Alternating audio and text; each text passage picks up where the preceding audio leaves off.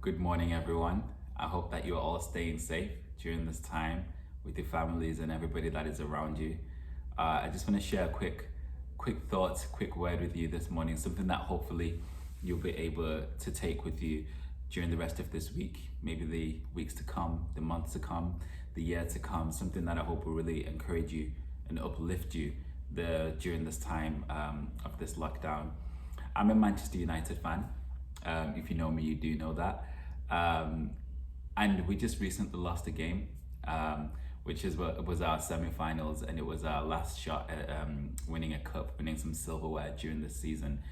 And I must say it was disappointing. Some of the players were really disappointed. But what one of the players said to me really struck out. It was really interesting. He said that, yeah, it was a disappointing defeat, but this is the time where we're going to carry on training and get ready for next season, look at different strategies of what we can do next season to be able to win the cup. So his mindset was already on the season to come.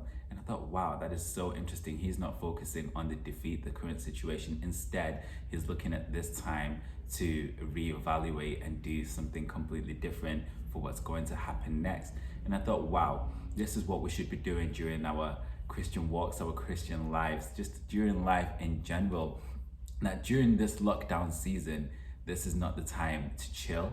This is not the time to sit back, work from home, not go anywhere, just go into hiding and hibernate for however long this is going to last.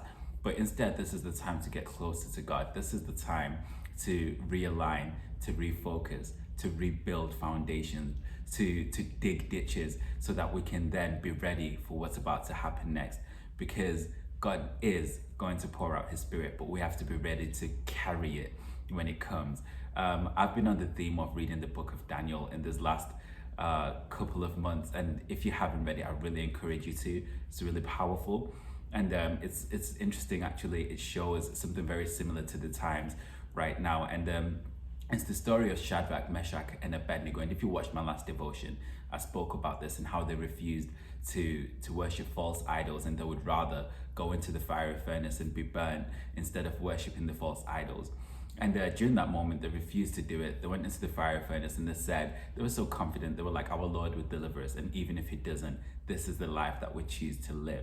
But what a lot of people don't look at is that they had been in that foreign land in Babylon under captivity for 3 years. And during those 3 years, they'd refused to compromise. They'd refused to lower their standards, their core values, their beliefs. And that was the process that struck out to me.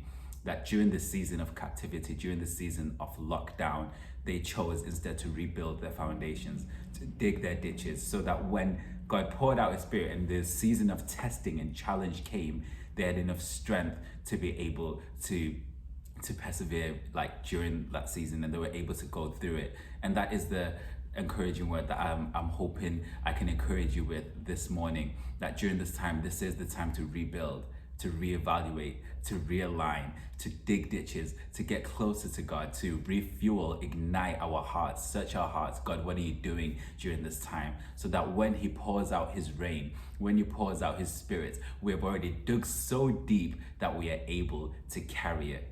Be aware of this season. This is the time to rebuild. Be blessed. Stay blessed.